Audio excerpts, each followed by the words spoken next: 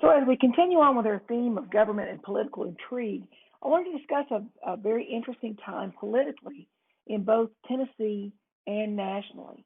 And this is during what is known as the Reconstruction period that spans from 1865 to 1877. Directly after the Civil War, much of the South lay in ruins.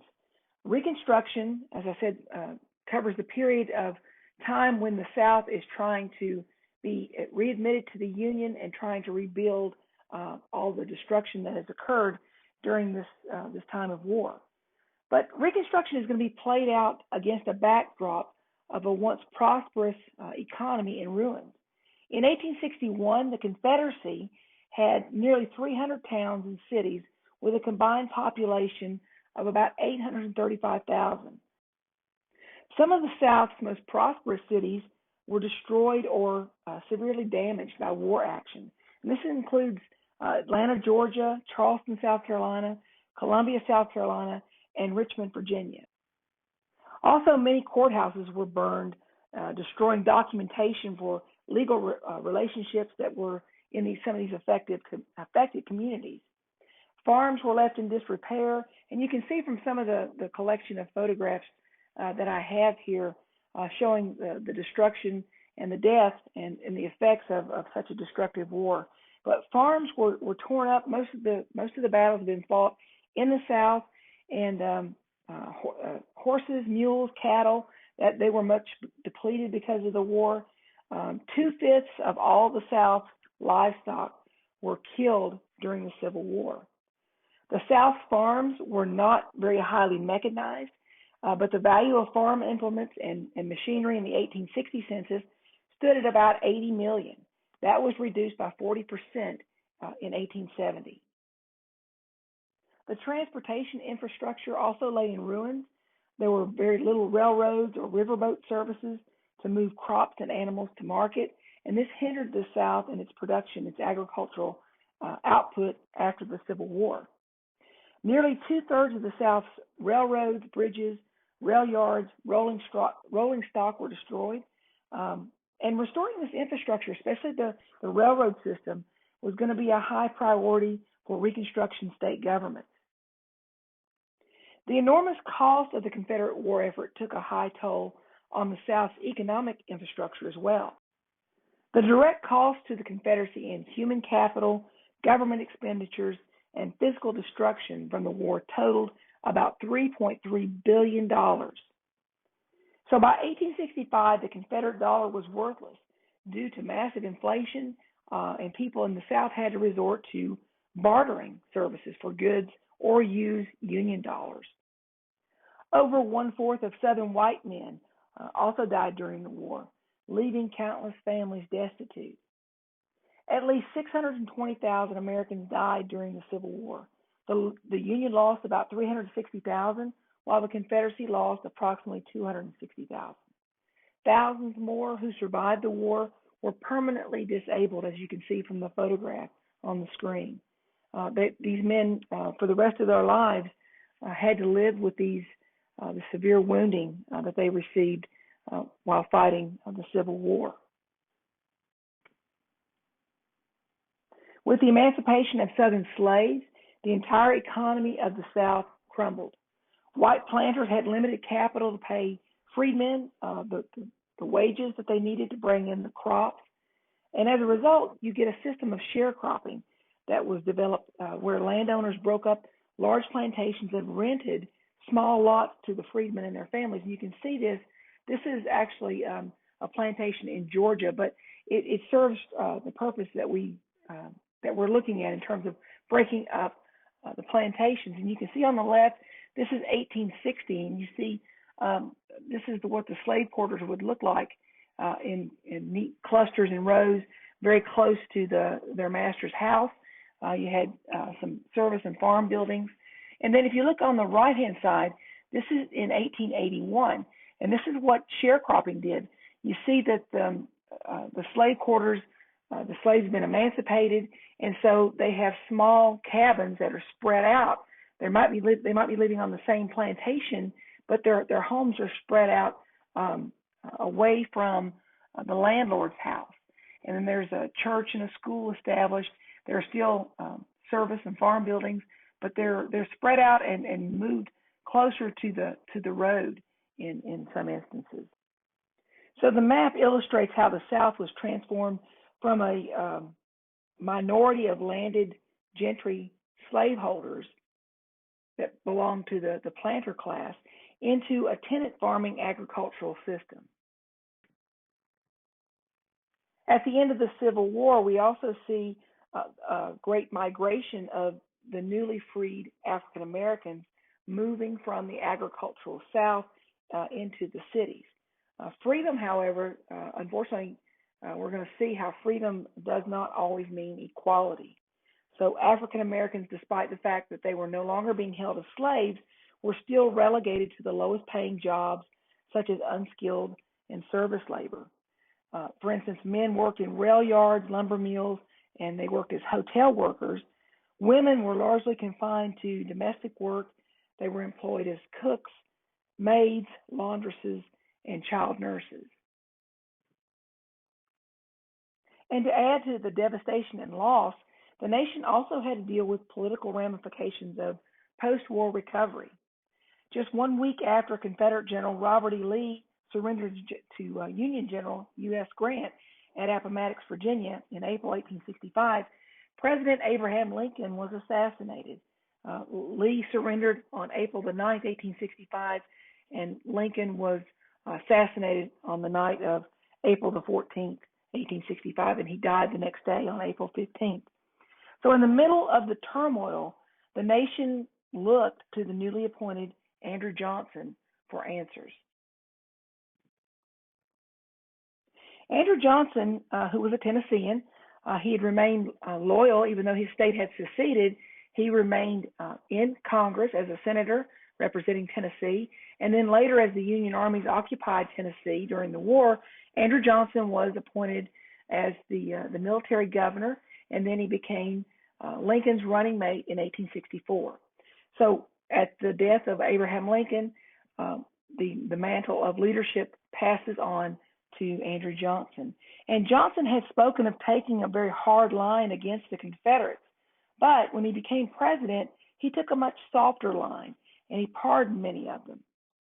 Moreover, Johnson adopted Lincoln's moderate approach to readmitting the states into the Union. So presidential pardons were granted to all Southerners except for high-ranking leadership in the Confederate Army and political leaders themselves. Those people who asked for a presidential pardon took an oath of allegiance to the Union.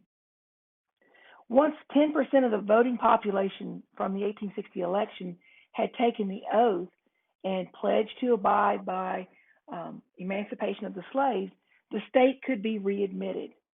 The next step would be for the states to formally elect a state government and write a new constitution, and the new constitution must specifically abolish slavery.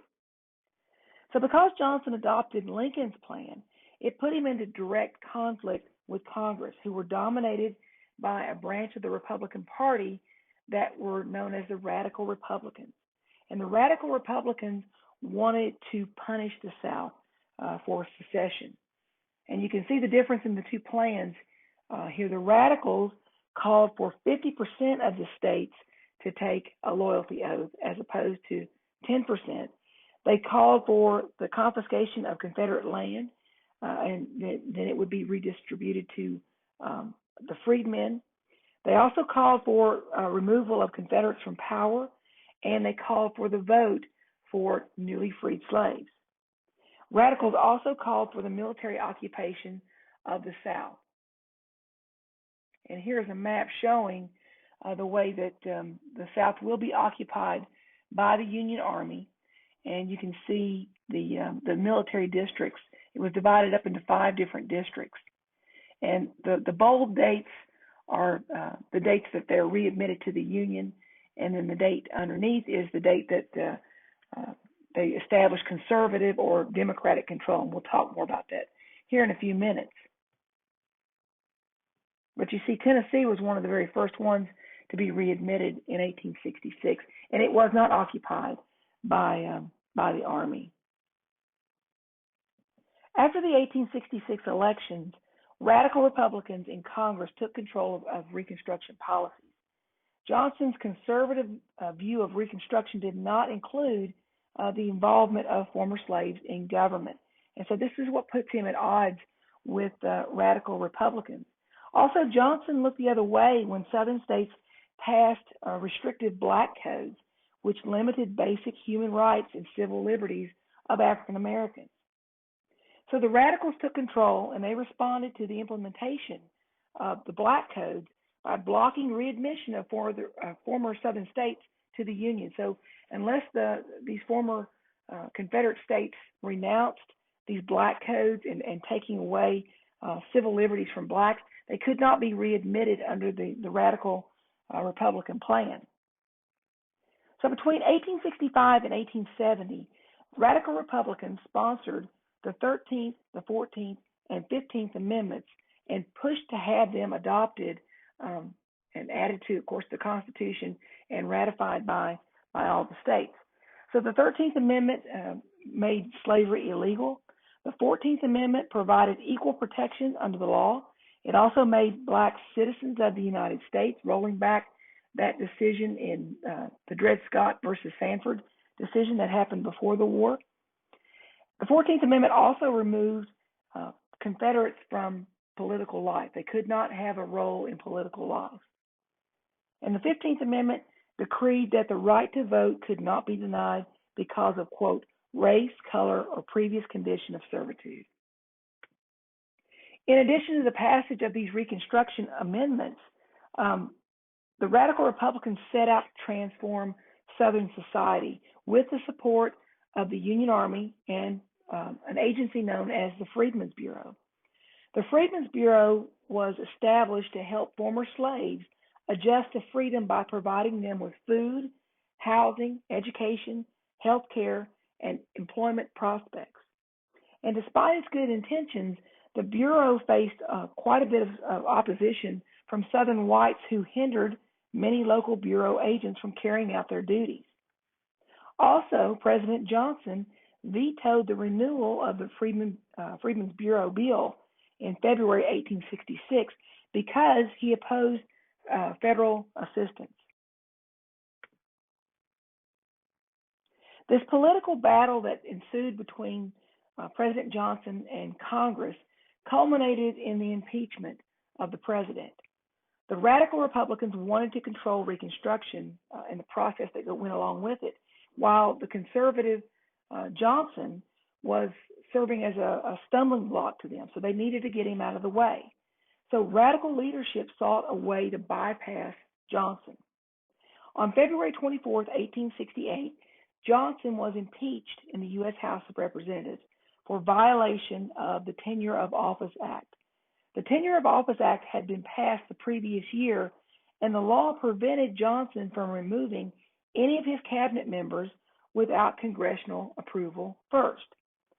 So Johnson saw this as part of his powers because his cabinet is his cabinet, and he gets approval by Congress, but if he wants to remove them, there's nothing in the Constitution that says that he can't do this. But with the passage of the Tenure of Office Act, that was going to keep him from removing members of his own cabinet. Johnson disregarded the Tenure of Office Act, and so he removed his Secretary of War, Edwin Stanton. Stanton was a radical Republican, and he and Johnson were continually at odds with each other.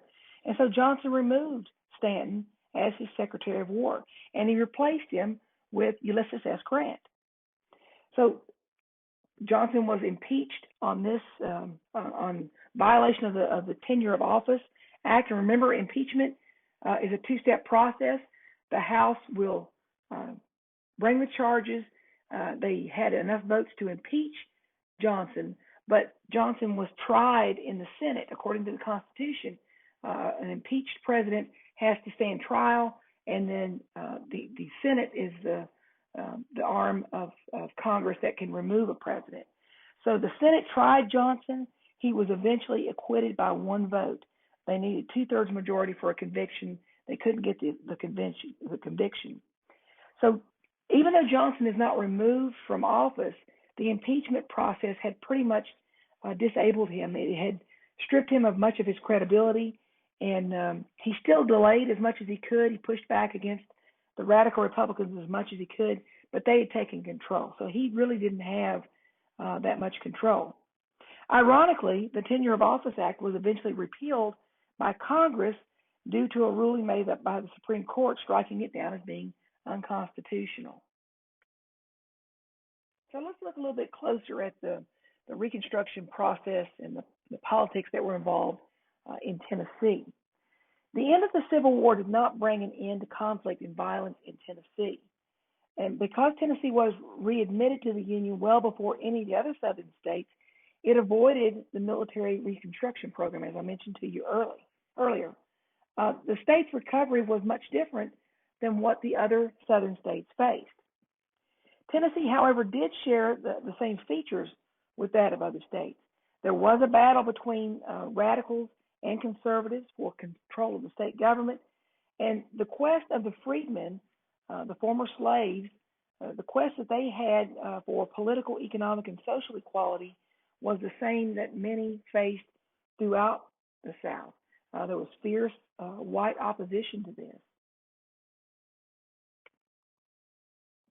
The most urgent task that Tennesseans faced in the spring and summer of 1865 was in trying to rebuild their ruined homes and devastated communities. The war had raged all across Tennessee, and much of the state was in ruins. And trying to rebuild their lives was a daunting task for many Tennesseans. Edward Lee, for example, came home from the army to find what he said, everything gone but the dirt. Now that the federal occupiers no longer had to worry about rebel cavalry raids and guerrilla attacks, they relaxed their strict military rule and they returned their attention to restoring law. And with the aid of sheriffs and other civil officials, the Federals were able to wipe out the bandits who had terrorized many of the rural areas in Tennessee. And now that the people were free from danger, they could travel freely among the roads as they had prior to the war. So for rural communities, they sprang to life after months or years of lying dormant. Markets, churches, schools, and courthouses were once again crowded with people who lived in the country. Tennessee's cities and towns had remained pretty vibrant throughout the war thanks to the presence of the Union garrison forces, but that was a different story in the countryside. So the war precipitated an urban boom in Tennessee. Even though the state remained overwhelmingly rural, many people began moving to the towns. For instance, in Nashville in 1860, there were 17,000 people living in Nashville. By 1870, just 10 years later, 26,000 residents, that's a 52% increase, now lived in Nashville. In Memphis had, in 1860, about 26,000 residents. By 1870, there were 40,000 residents. So that's a 78% increase in the population of Memphis. And this urban growth can be attributed in a great part to the influx of newly freed slaves who were in the post years continuing their exodus from the farms into the towns. And gradually, civil authorities superseded the military, and eventually Northern occupation forces withdrew entirely from Tennessee. Even though Tennessee wasn't part of one of the military occupied zones, there were still remnants of the Army in Tennessee. And as things began to stabilize, the Army left and left it up to civil authority in the state. And so with all the vestiges of military rule removed, Tennesseans eagerly pursued their livelihoods, and they struggled to restore their state's economy. Manufacturing remained a very small part of the economy in the state. Crop decline came as a result of the way in which sharecropping was instituted over replacing slavery. Newly freed slaves flocked to the towns, and farmers experienced severe labor shortages. They couldn't find anybody to work the land. Some freedmen even began to demand what long had been the ideal among many whites. Many newly freed slaves wanted land of their own. They wanted their own farms. Unfortunately, very few of them had money to buy land. And when the plantation owners did split up their estates into small plots, it still many of the former slaves are living in the same area, farming the same ground. And instead of being slaves, they're now tenant farmers or they're sharecroppers. So each of the plots was farmed by black families who paid rent to the owner.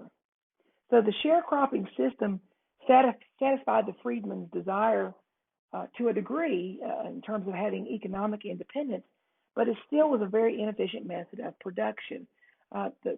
Many of the sharecroppers were still tied in poverty. They were held down in poverty, and they're tied to the land and unable to leave. While Tennesseans are working to rebuild their farms, their shops, their schools, their churches during the post-war era, a new state government became operational in April 1865. Under Governor William Parson Brownlow, he's the new governor. His first message to the legislature highlighted his determination to enforce law and order. He called for the ratification of the 13th Amendment. He called for freedmen's rights. He also called for fiscal responsibility, and he wanted to restore the voting rights of Union men only in the state of Tennessee. Brownlow had no intention of letting former rebels participate in politics. And of course, the former rebels are going to object to this. And I said this is part of their civil liberties. Now, many of the conservative Unionists, they felt somewhat forgiving toward the former Confederates. This is the camp that Andrew Johnson would fall into. Conservative Unionists, they had supported the Union, but they didn't want to punish the rebels. They didn't want to they thought the war was over. They felt forgiving towards these former Confederates, and they began to regard them as political allies. But Governor Brownlow is in the radical camp, and he wants to make sure that all these former Confederates have no rights in the state at all. So the state legislature was dominated also by the radical Unionists, and in June 1865, it passed some pretty harsh laws. One of the things that was put out there was a reward, a $5,000 reward for former governor Isham Harris. Isham Harris had been the governor that led Tennessee out of the Union during the secession period. Isham Harris, however, was never captured. After the war, he had fled to Mexico to avoid being captured. And then when things settled down and the dust had settled, Isham Harris actually comes back and he returns to Tennessee, and then he goes on to serve as a U.S. Senator. Brownlow's government will also pass something called the Franchise Bill. It's passed in 1865, and this kept former supporters of the Confederacy from voting for 5 years. Also, if you had been a former Confederate leader, you could not vote for 15 years. And the voter registration system was then set up by way of the county clerks. Meanwhile, Brownlow and his radical party is going to face a crucial test in August 1865 in the congressional elections. Conservative Unionists concluded that the best way to fight back against Brownlow was not to boycott the elections, but to try to take control of the legislature. So conservative Unionists registered in large numbers, and in August, they gave Brownlow a pretty nasty surprise. Of the winning candidates for the state's eight congressional seats, only 3 of them were loyal to Brownlow. Then in March 1866, Brownlow was dealt another blow when conservatives swept the county elections in Middle and West Tennessee. So as a result, Brownlow decided that he has to exercise more control over the ballot box. So the Franchise Bill of 1866 was passed, and this new law voided all previous voter registrations, and it decreed that voters must re-register by election commissioners appointed by the governor. So he's trying to tighten his grip on who can register to vote. These election commissioners were given broad discretion in determining who was qualified to vote. So these commissioners were loyal to Brownlow, and so the commissioners were given a wide leeway as to saying who could vote and who could not vote. And of course, the new law is going to disenfranchise rebels for life. So any former Confederate, if you were connected with the Confederacy in any way, you could not ever vote in Tennessee under this franchise bill of 1866. So Governor Brownlow was working to get greater control over the ballot box to entrench his power. He's also the governor who's empowered that's trying to get Tennessee restored to the Union. Brownlow and Andrew Johnson had been political adversaries before the Civil War, but during the Civil War, interestingly enough, they cooperated with each other because they both supported the Union. But then after the war, it goes back to the same old thing. They're great political adversaries. They don't get along with each other. So there's a battle between Brownlow in Tennessee and Johnson in Washington, D.C. The conservatives in Tennessee took sides with President Johnson because he favored quick readmission of the former Confederate states and the enfranchisement of most former Confederates. Brownlow, on the other side, he and his supporters opposed returning former Confederates, most of whom were Democrats, to power, and they were determined to oversee revival of Southern state governments very closely.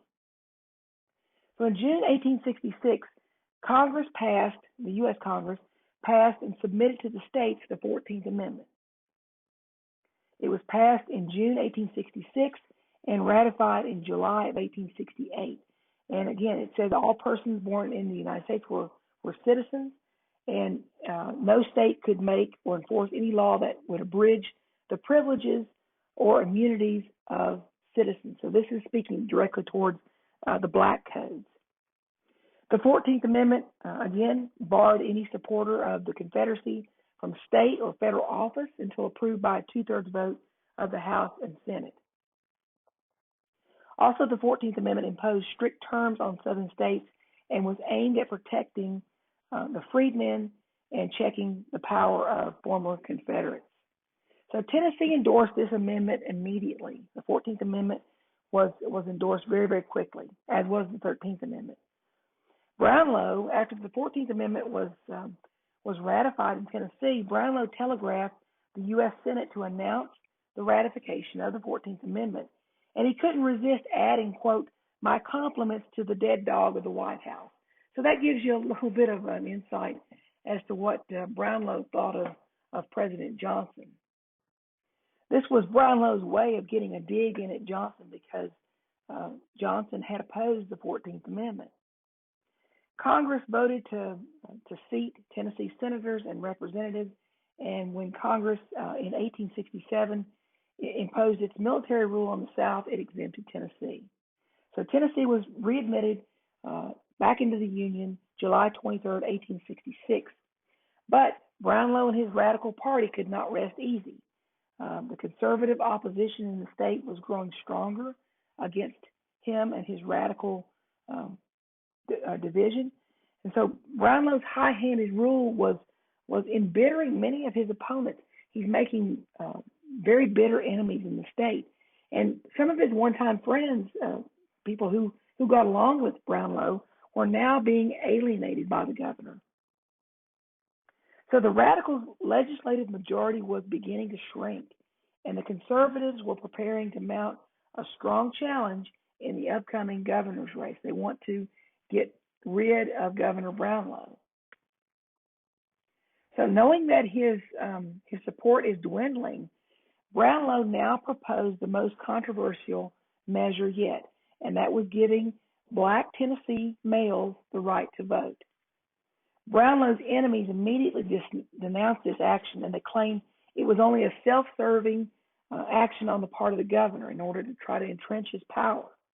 Radical support was diminishing among the Unionists, and allowing blacks to vote seemed like the only way to preserve the radical majority, and this is what Brownlow was thinking about. So in February 1867, Tennessee became the first Southern state to grant the right to vote to all black men. And at the same time, the governor claimed that the conservatives were trying to overthrow the government. So he's out there making these claims that there's violence being plotted against his government, and the conservatives are trying to overthrow him. And of course, this charge was exaggerated. He's got many enemies. That's no doubt about that. But as far as trying to overthrow his government, that is quite a bit exaggerated on the part of Brownlow. But nevertheless, the Tennessee legislature created a military force. It was called a state guard, and it consisted of both white and black troops who were loyal to the governor and were under Governor Brownlow's direct command. Brownlow quickly activated the state guard not only to protect the government, but also his administration's interest in the upcoming election. The conservative candidate who was going to run against William Brownlow was Emerson Etheridge. Etheridge was a candidate.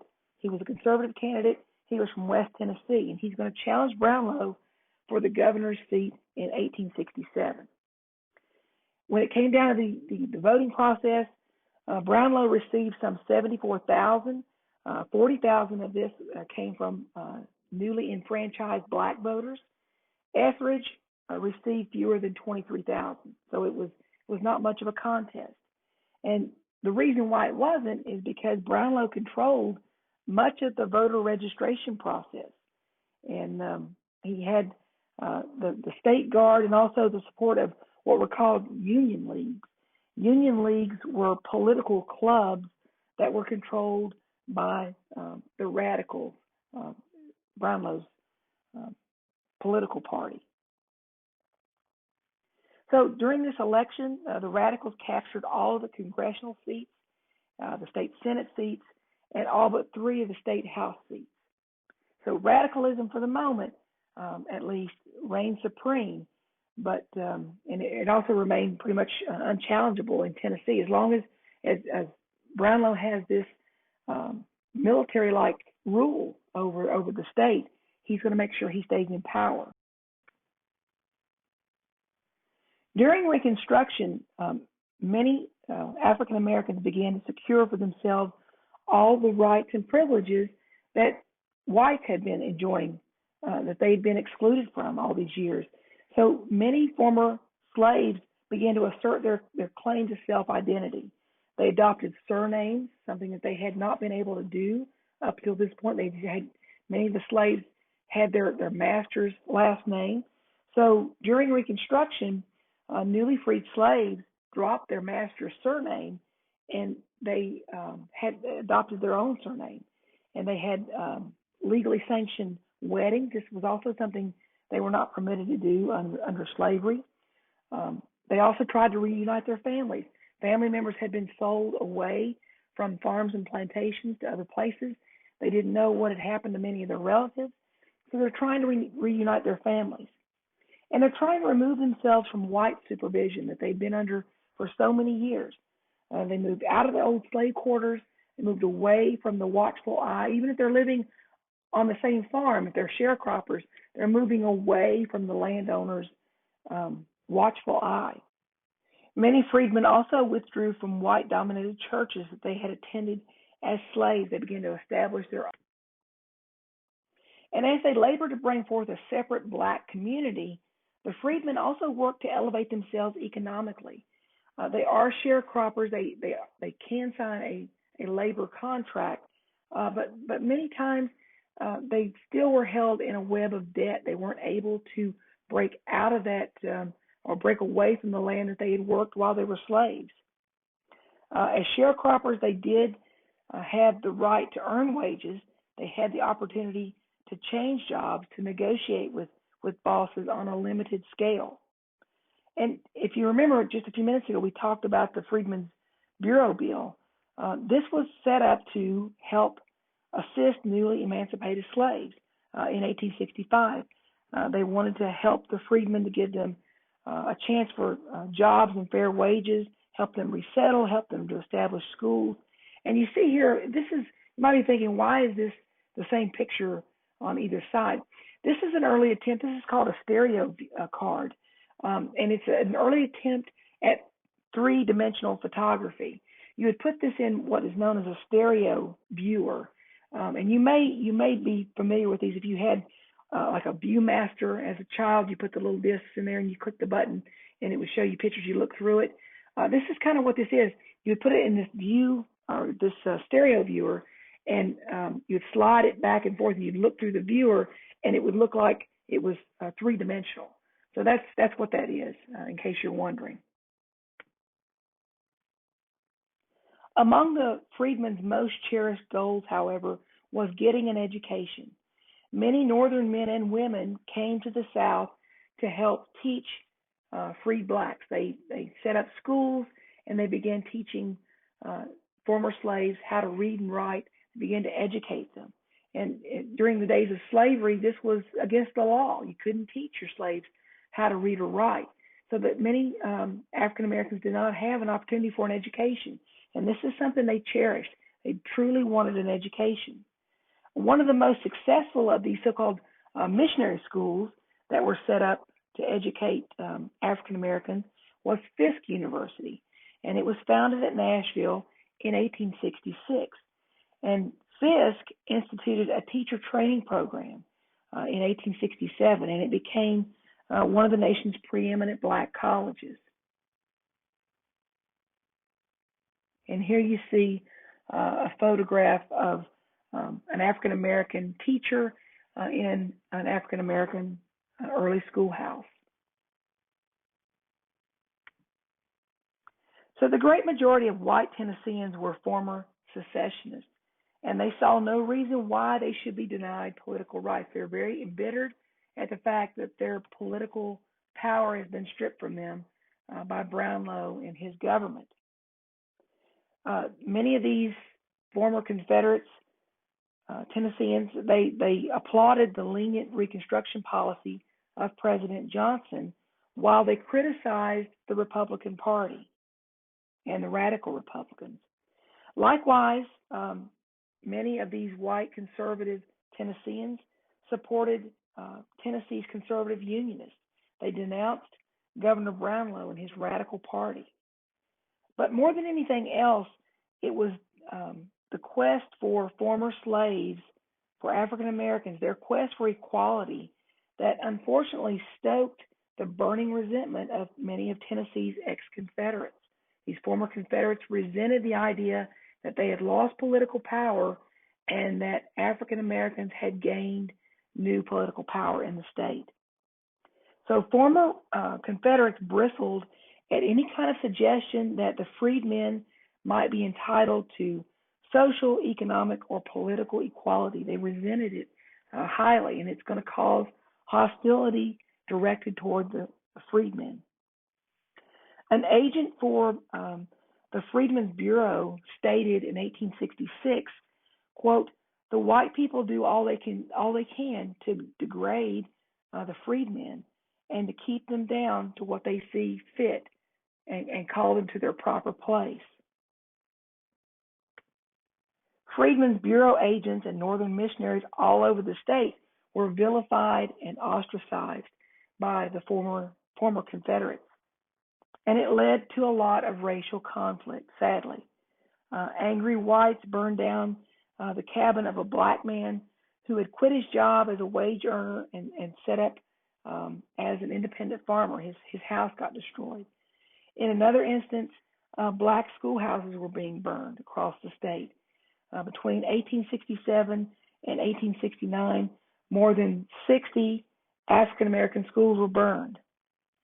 A white school teacher of black children was dragged from his home. He was choked, beaten, he was tarred, and then he was run out of the community.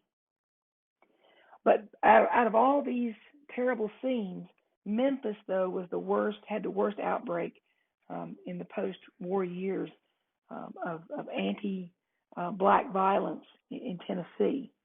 The Memphis riot took place over a period of 2 days in May 1st and 2nd in 1866, and it was one of the bloodiest and most destructive race riots in American history.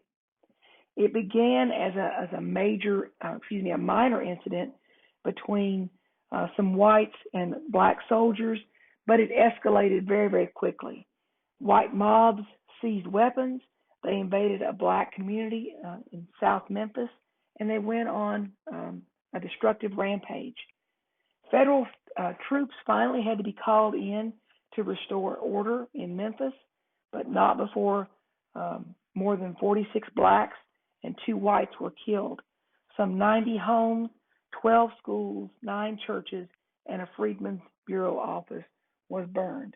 And you see here this is a New York newspaper that's showing the burning of a Freedmen's School in Memphis, Tennessee during the riot.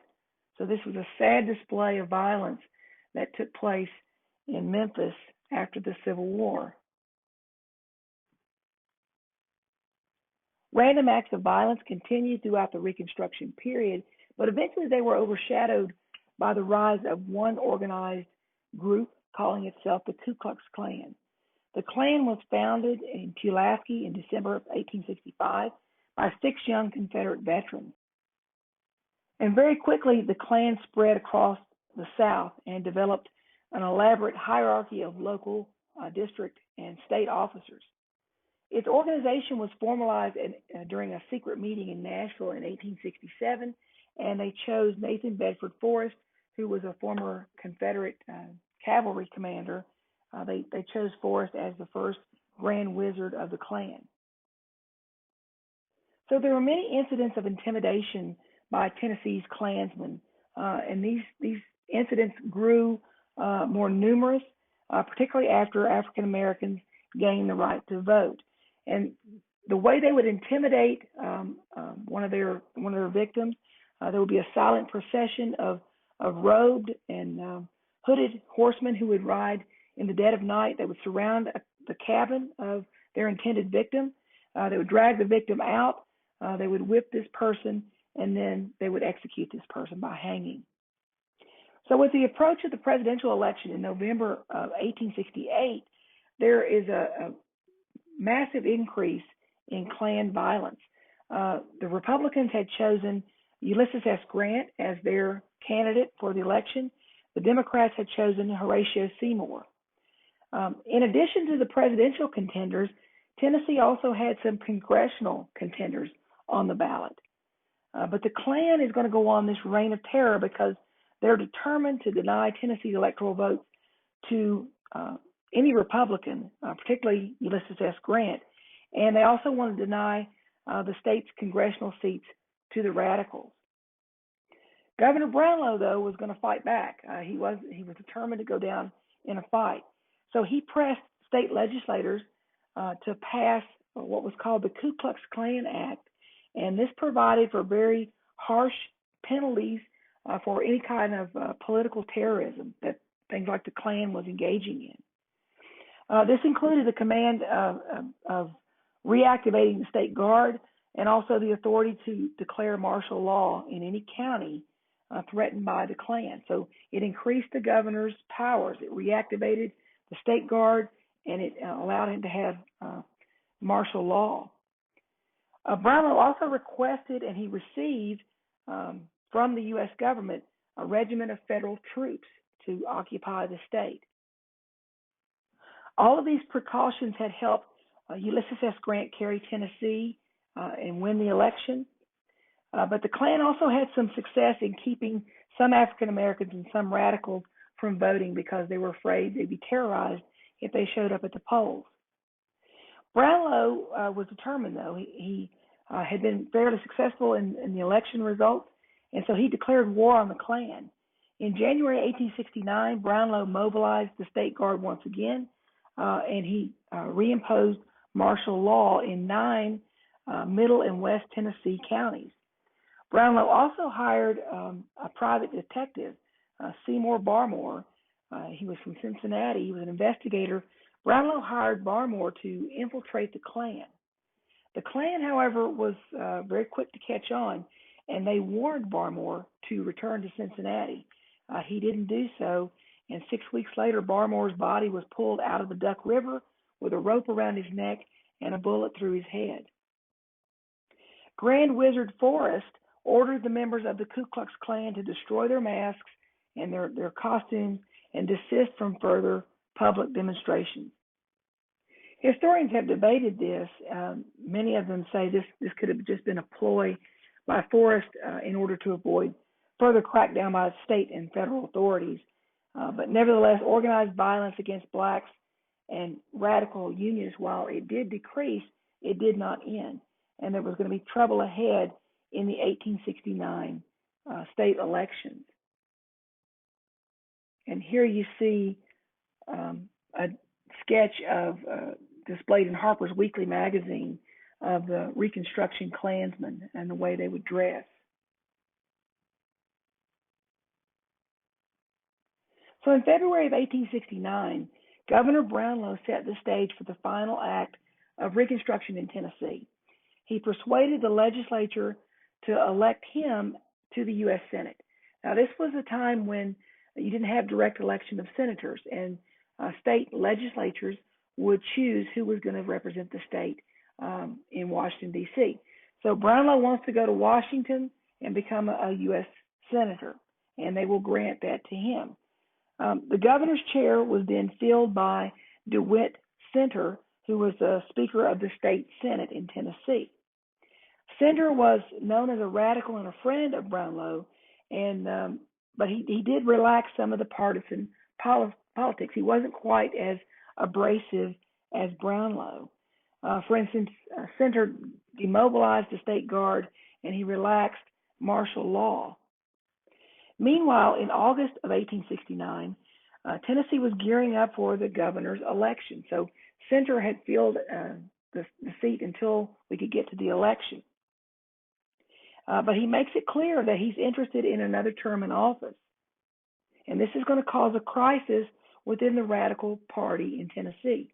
Without the powerful Brownlow at the lead, factionalism began to split the radical party. And at the state convention, Center was challenged by William Stokes. These two rivals got into such a heated shouting match that the police had to be called to come in and break it up. And so both Center and Stokes claimed that they were the most legitimate radical candidate. Now, the conservatives played it smart. They didn't choose somebody to run for governor at this time. They sat back and they kind of watched the radicals tear each other apart, and they're watching with great interest. The conservatives' hope was that one of the radical candidates would make a bid for conservative support. So in order to get that, they'd have to make some concessions. The conservative strategy succeeded, though, beyond their wildest expectations.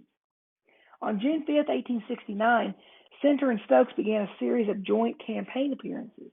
And Center stunned everybody by boldly announcing his support for the immediate repeal of all voting restrictions. Just a week earlier, the Tennessee Supreme Court had ruled that voiding the 1865 voter registration that Brownlow had undertaken was unconstitutional. So this meant that about 30,000 men, all conservative, would now be eligible to vote. So Center, he figured that however many votes he had lost among the radicals, he would gain even more among the conservatives. So in the long run, the conservatives would triumph in Tennessee in the election. Sons of former Confederates were now coming of age, and they would be eligible to vote. So radicalism was doomed, and Center saw the advantages in ingratiating himself with these inevitable victors. And so the conservatives embraced Center, and he was able to use his powers as governor under the franchise law to remove all these election commissioners that had been appointed by Brownlow. Center replaced him with his own people, and they were told that no man was to be denied registration no matter what the law said. So many former Confederates, by tens of thousands, began to sign up to register to vote. The result was an enormous turnout on Election Day and an overwhelming victory for Center and the Conservative Party. Center ended up beating Stokes by a vote of 120,000 to 55,000. So the legislature assembled in October of 1869, and they immediately began undoing all the work that Brownlow and the Radicals had done since the end of the war. For instance, the Ku Klux Klan Act and the State Guard Act were both repealed. The state school system that had been instituted by Brownlow was swept away, and it left public education up to each county in the state. The legislature repealed laws that banned racial segregation in public transportation and laws that had protected the rights of laborers. The legislature did reduce the citizens' tax burden, and they repealed all the laws that granted state aid for internal improvements. The legislature's single most significant act, however, was calling for a convention to write a new state constitution. The convention met in Nashville in January 1870. John C. Brown of Middle Tennessee, who was also a former Confederate general, and he was a Ku Klux Klan member, was elected chairman of this convention. Voters ended up ratifying this new state constitution in March 1870. The Constitution of 1870, which is still Tennessee's governing document today, preserved the basic structure of the government as set forth in the 1835 Constitution. The governor's authority to use the militia and to invoke martial law was restricted in this Constitution. The Constitution also barred the state from underwriting any private business enterprises. There was also a limit set on the number of days that legislators could collect pay. This was an effort to prevent lengthy and expensive legislative sessions. It also instituted universal manhood suffrage, although a poll tax was authorized, and the Constitution forbade the legislature from ever tampering with this right. The conservatives confirmed their triumph in the first elections under the new Constitution, and voters elected 6 state Supreme Court justices, all of them conservatives. They also elected John C. Brown as governor, and they put conservative majorities in both the Senate and the House in Nashville. So these elections set the pattern that would characterize Tennessee politics for many, many years to come. The conservatives, by now, were calling themselves Democrats, and they were very dominant in the middle and western portions of the state. The radicals ended up calling themselves Republicans, and they were dominant in East Tennessee. And while most whites in Tennessee cheered the downfall of radicalism, African Americans saw it as a terrible disaster because under the radicals, African Americans believed they could gain equality in the state. Unfortunately, African Americans in the state remained poor, illiterate, subjugated, and powerless as a result of these changes. African Americans could not expect any help from the federal government either. Tennessee's whites, meanwhile, ended their night riding with the Klan, and they put issues of Reconstruction behind them. Issues of Reconstruction will come to an end in 1877, and this will begin an era known as the New South. And so we'll talk about that at another time. And this is all I wanted to talk about. You can see how intricate the politics were during Reconstruction. And if you have any questions about this, I'm glad to answer anything you might have.